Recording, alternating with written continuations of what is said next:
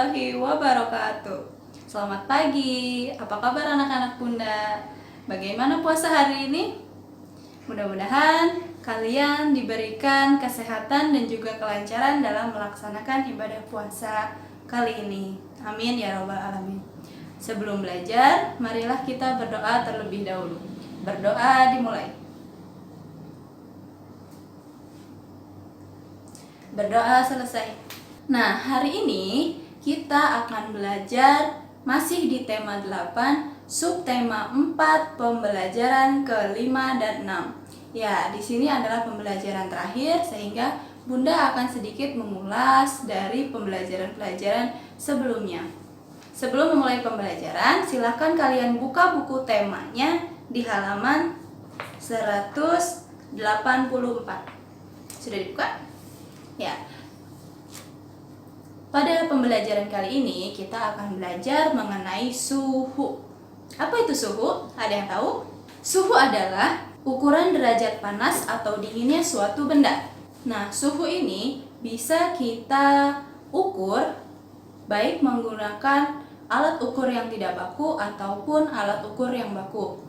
Alat ukur yang baku untuk suhu misalnya termometer. Ya, kalian pasti pernah melihat atau menggunakan termometer suhu tubuh saat kalian demam. Sedangkan alat ukur tidak baku untuk suhu, kita bisa menggunakan telapak tangan kita.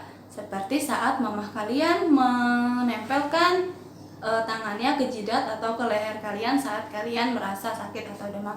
Itu juga bisa untuk mengukur suhu menggunakan alat tidak baku. Selanjutnya, silakan kalian buka lagi buku temanya di halaman 186.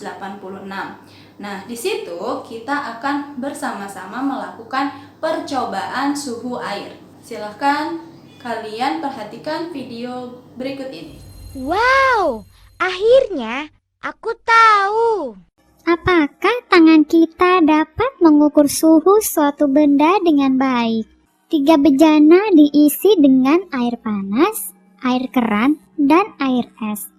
Lalu, tangan kanan dicelupkan ke dalam air panas dan tangan kiri dicelupkan ke dalam air es.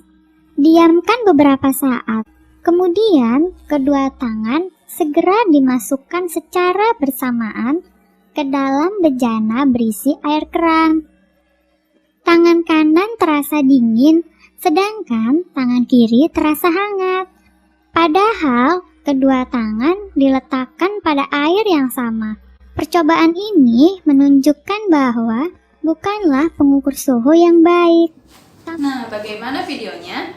Ya, tadi kita sudah sama-sama menyaksikan video percobaan mengenai suhu air. Pada percobaan tadi, kita dapat simpulkan bahwa kita bisa menggunakan tangan sebagai alat ukur tidak baku untuk suhu. Panas atau dingin dapat digunakan untuk menjelaskan suhu suatu benda.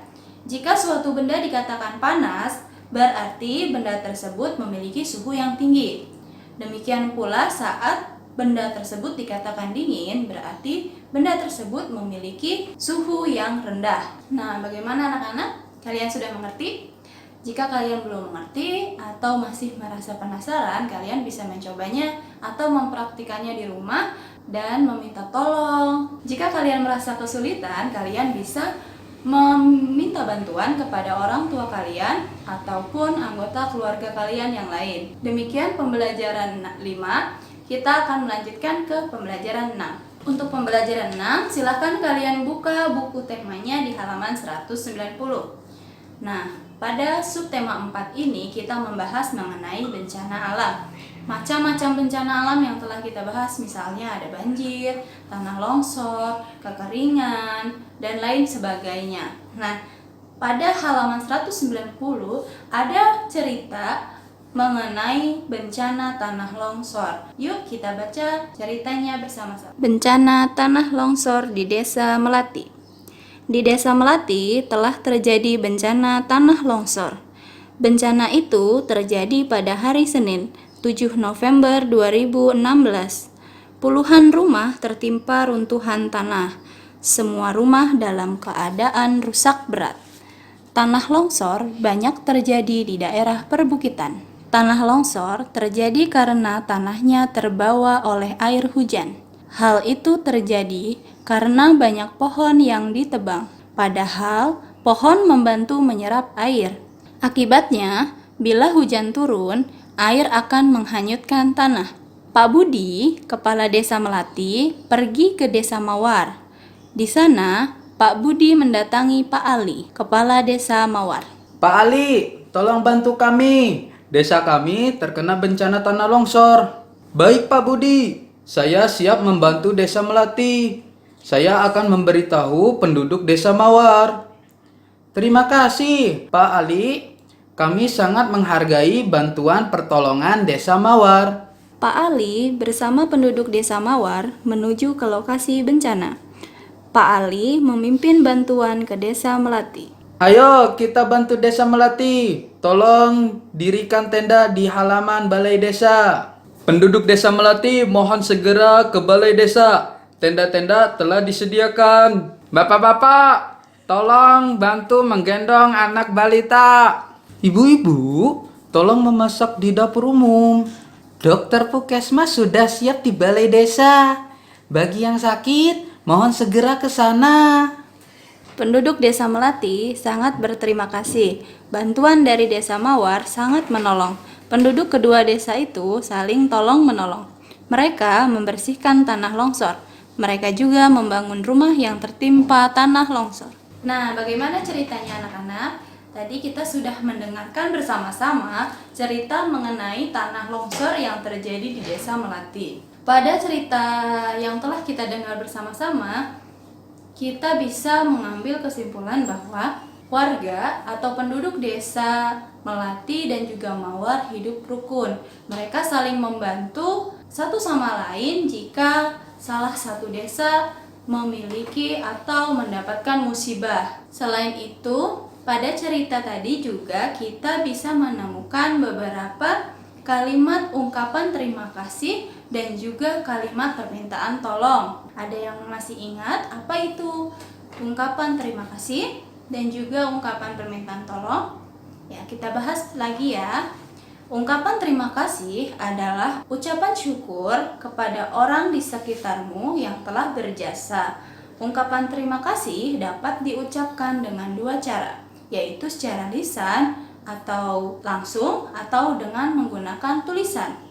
Untuk mengungkapkan terima kasih secara lisan, kamu harus mengatakannya dengan sopan dan menggunakan bahasa yang baik. Sedangkan untuk menulis ungkapan terima kasih, tulislah dengan tulisan yang jelas dan juga mudah untuk dibaca. Contohnya, terima kasih Pak Ali, kami sangat menghargai bantuan pertolongan Desa Mawar. Itu salah satu contoh ungkapan permintaan terima kasih. Selanjutnya, kita juga bisa menemukan kalimat ungkapan permintaan tolong dari teks atau cerita tadi. Apa itu ungkapan permintaan tolong? Ada yang tahu? Ya, ungkapan permintaan tolong berisi permohonan kepada seseorang untuk melakukan sesuatu. Ucapan permintaan tolong hendaknya diucapkan menggunakan bahasa yang halus dan tidak memaksa. Kita juga bisa menggunakan kata-kata seperti tolong, maukah, sudikah, atau sekiranya. Contoh ungkapan permintaan tolong yang dapat kita temukan dari cerita tadi, misalnya kita bisa menemukannya pada kata-kata Pak Budi, yaitu Pak Ali, tolong bantu kami, desa kami terkena bencana tanah longsor.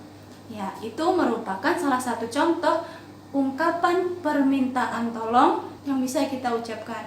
Nah, selanjutnya silahkan kalian buka buku temanya di halaman 196.